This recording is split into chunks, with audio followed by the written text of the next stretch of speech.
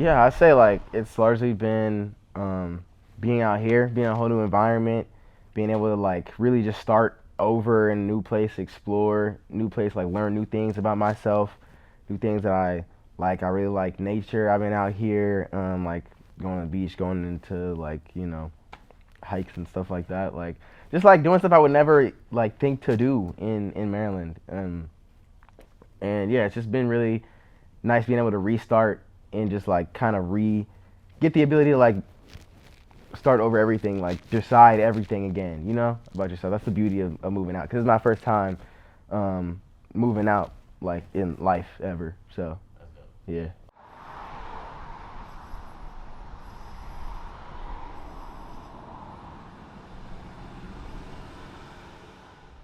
There's a few other names. There's like I had like a bunch of different names, but the name Redveil, it doesn't mean anything. It's like gibber. It's like minus. It's like basically gibberish. And I think it's funny now because now when I meet people and they see my hair, they're like, "Oh my god, like Redveil, that name is perfect." But like they don't know that like this. I was Redveil for like 4 years before I had the ginger. Yeah, no, I thought it had a nice ring to it. It was like between Red Veil and White Veil, um, and then I was like Red Veil. I think that one is better. I think that one's better because then also when I started thinking about white veils, I started thinking about white hoods, and I was like, can't do that. Let's reroute Red Veil.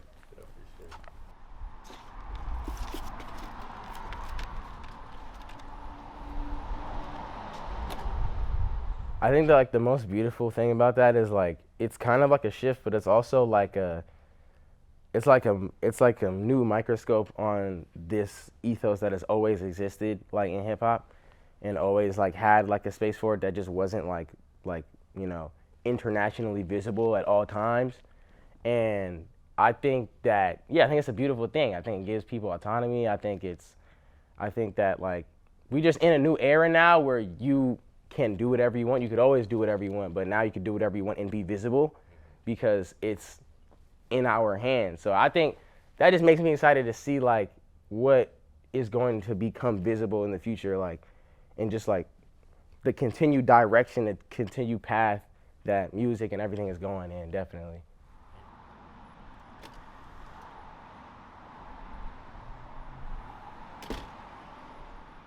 I think like in real time, like I think like in the immediate, like I don't think like that is like gonna happen where it's gonna like take over session musicians and producers and all these things. Because also like AI is still like flawed, it's still like learning. So there is still a level of like human like intricacy with art that it just like can't do yet.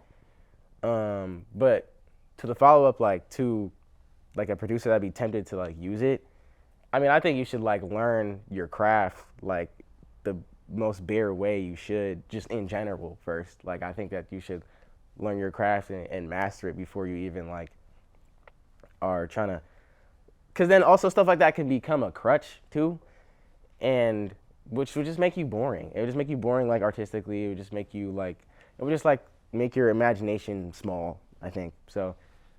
Yeah, I mean, I think somebody in that scenario should just like learn a standard way. Yeah.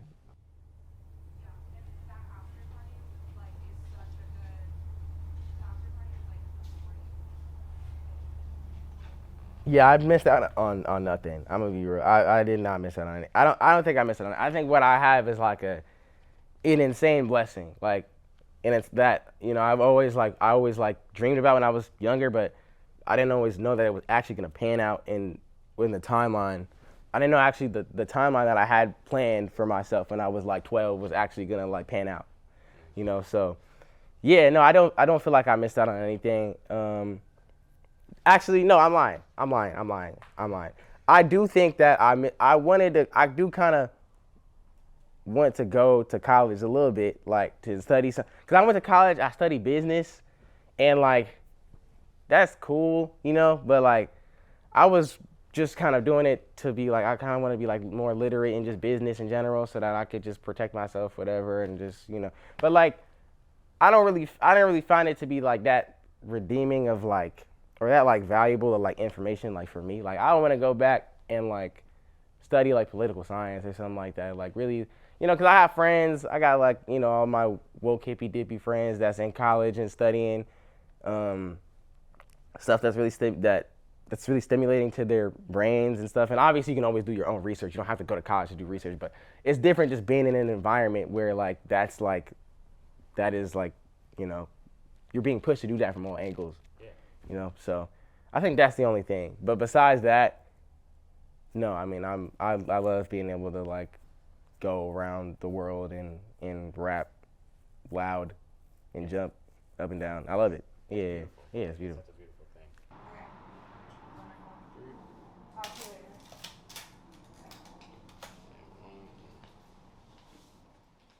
It's both. It's both, and I think it should be both because people can tell when it's not one or the other. But yeah, I mean, I definitely feel a sense of responsibility. I definitely felt it then because it was like at that stage of the genocide, it was so honestly so sensationalized at that point that it was like it was just in everybody's like faces even more so, even though it's still going on, you know, and still a lot of people are dying as we speak. But yeah, at that point, I mean, it was still like one of the largest performances I've ever done, and not just large, but like important because it wasn't just large for large sake. Like I was doing a festival somewhere where the crowd wasn't like engaged, and it wasn't like my like kind of, you know, world or whatever. Like this was a place that made sense where people are gonna know. This is the most people that are gonna know my songs in the crowd like at one time. I definitely felt like very convicted in that moment and with no expectations too. Like I what ended up happening from that, like I was like floored to see it, but I didn't expect that like at all. So yeah, I think it was just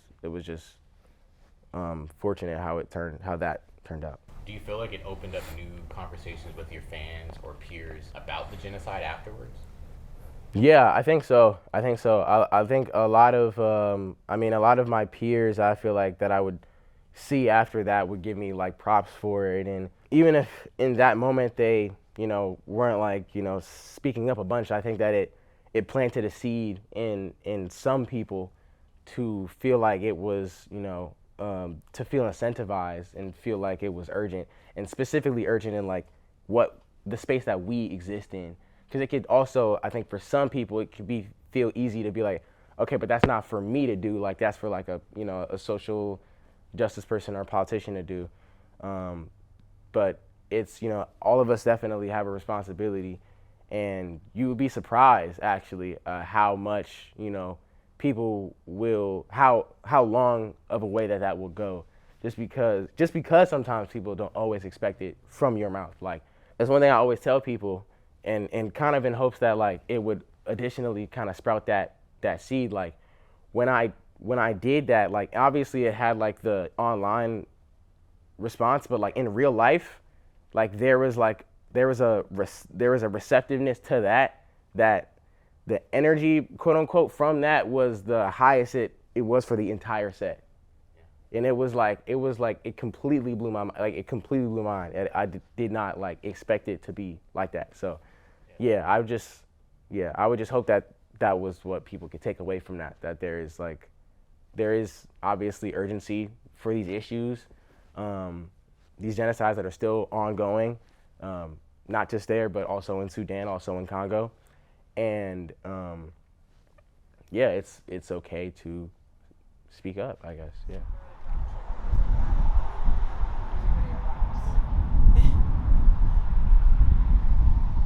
Dude, it definitely felt like super right just because it's a song I'm just very proud of. The way it actually came about over like a really like long period of time. So 2 years ago, 2 summers ago, out here, Summerman Hip Hop, legendary, the legendary hip hop, and he was like playing me like samples and stuff, and he got to that one, and I was like, oh, that's crazy. Like and so this is on the MPC, so it's like when MPC to save samples, they gotta like write it down like on a piece of paper and stuff.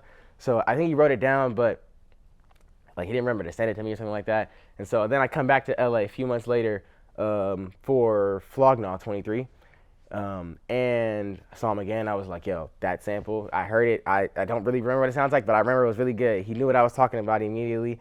And he found it. It took like 15 minutes. He found it. I started chopping it up. I come back to LA again around the time I moved here. It's January 2024. And yeah, I started writing the song, and I'm starting like to like get like a vibe of it. I had like this hook thing that like came to me like immediately. It was like half of it though. It wasn't the full thing. And then at that point, then it was like, okay, I had an idea. I called Smino the morning I had like a studio session. I was like, I have an idea for you. It's called Brown Sugar. I need you to like sing like a hook thing. I need you to do like this pre-chorus thing and then this hook thing. And so I actually, the thing that he's saying, or like a good portion of like what he's saying, I wrote it actually not even to be used. So I came up with it like the morning of the session. I was like, I just on like a placeholder so he could have like a vibe of like, okay, this is the vibe I'm trying to like, you know what I mean? And then he heard it. He was like, I just want to sing that. Like, that's cool. So I was like, oh, okay, I didn't expect that. So then we kind of leaned more into that direction, and then he added on to it. And then I finished the verse on it, and I was like, I have something special here. And then he actually went back and added a verse on it, like recently. So there was like a long period of time where it didn't have it on it, and then he added that. And so that's the version that came out.